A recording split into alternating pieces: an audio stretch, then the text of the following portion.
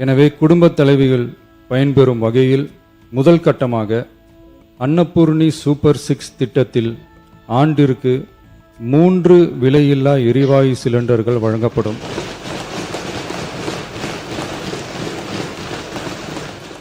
Tamil Nadu assembly సాక్షిగా ముఖ్యమంత్రి Joseph Vijay సంచలన ప్రకటనలు చేశారు. ప్రజల నుంచి తీవ్ర నిరసనలు వ్యక్తమవుతున్న చెన్నై శివార్లలోని పరందూర్ విమానాశ్రయ ప్రతిపాదనను అధికారికంగా రద్దు చేస్తున్నట్లు ప్రకటించారు. ప్రజల నుంచి ఎలాంటి వ్యతిరేకత లేని ప్రాంతంలోనే కొత్త ఎయిర్పోర్ట్ నిర్మిస్తామని స్పష్టం చేశారు.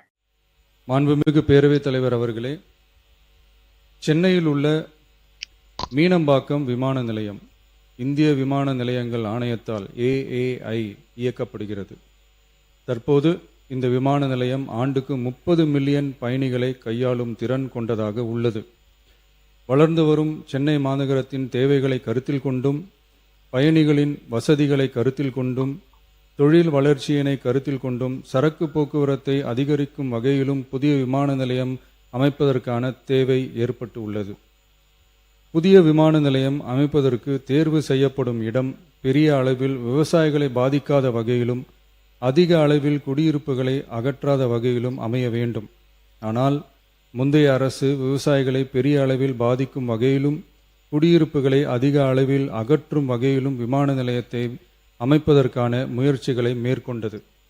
ஏகனாபுரம் மற்றும் இதர கிராம மக்கள் இந்த விமான நிலையம் அமைப்பதை எதிர்த்து நடத்திய போராட்டங்களை அறிந்து நான் 20/1/2025 அன்று அப்பகுதிக்கு சென்று அங்குள்ள மக்களின் குறைகளை கேட்டறிந்து பின்வரும் அறிவிப்புகளை வெளியிட்டேன். சென்னை பரந்தூர் மற்றும் அதனை சுற்றியுள்ள 12 கிராமங்களில் அமைய இருக்கும் விமான நிலையத்தை எதிர்த்து போராடும் மக்களுடன் நான் உறுதியாக நிற்கிறேன்.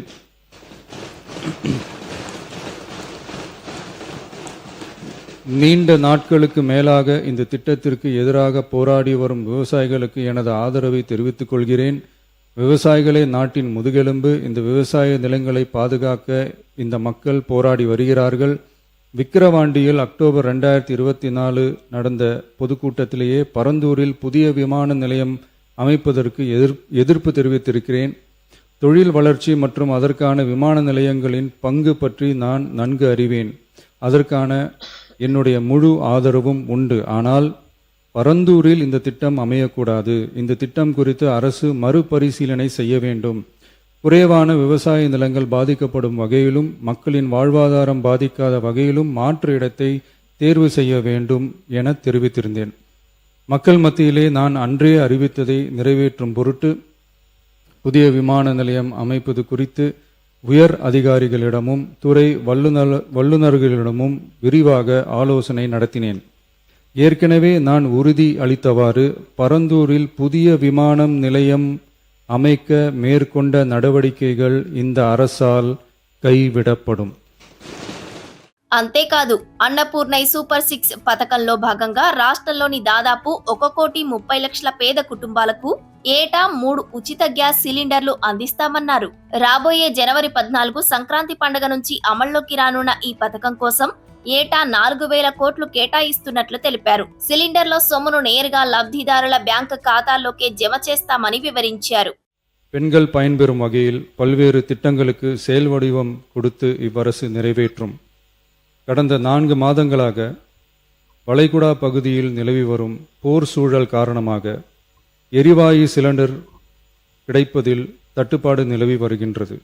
இதனால் மாற்று எரிபொருளை பயன்படுத்தி வருவதாலும் எரிவாயு சிலிண்டர் விலை உயர்வினாலும் பொதுமக்கள் தங்களது வருவாயிலிருந்து கூடுதலான தொகையினை செலவிட்டு இன்னலுக்கு ஆளாகி வருகின்றனர்.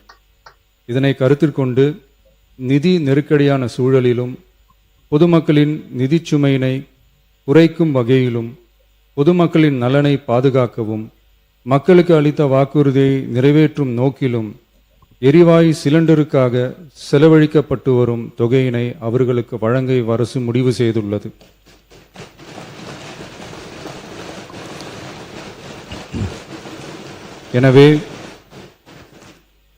எனவே குடும்பத் தலைவிகள் பயன்பெறும் வகையில் முதல் கட்டமாக அன்னபூர்ணி சூப்பர் 6 திட்டத்தில் ஆண்டிற்கு 3 விலையில்லா எரிவாயு சிலிண்டர்கள் வழங்கப்படும்.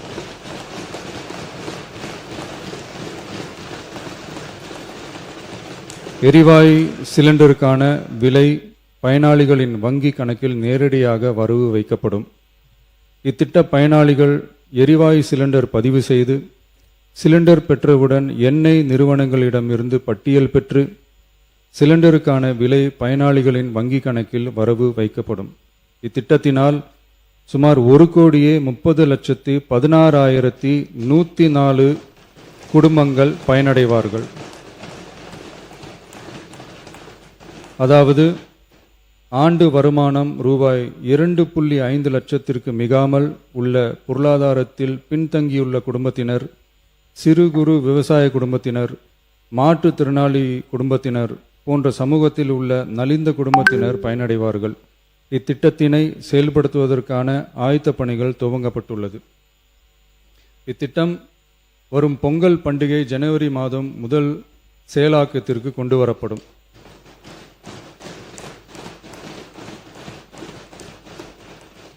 இத்திட்டத்திற்காக ஆண்டுதோறும் தோராயமாக 4,000 கோடி ரூபாய் ஒதுக்கீடு செய்யப்படும் என்பதை மாண்புமிகு பேரவைத் தலைவர் வாயிலாக இந்த அவைக்கு தெரிவித்துக் கொள்ள விரும்புகிறேன்.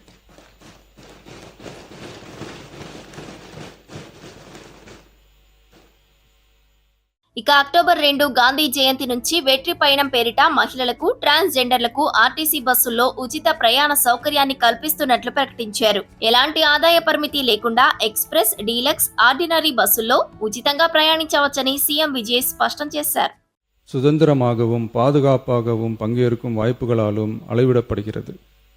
மகளிரின் பயண சுதந்திரம் அவர்களின் பொருளாதார சுதந்திரத்திற்கும் குடும்பங்களின் முன்னேற்றத்திற்கும் அடித்தளமாக இருக்கிறது.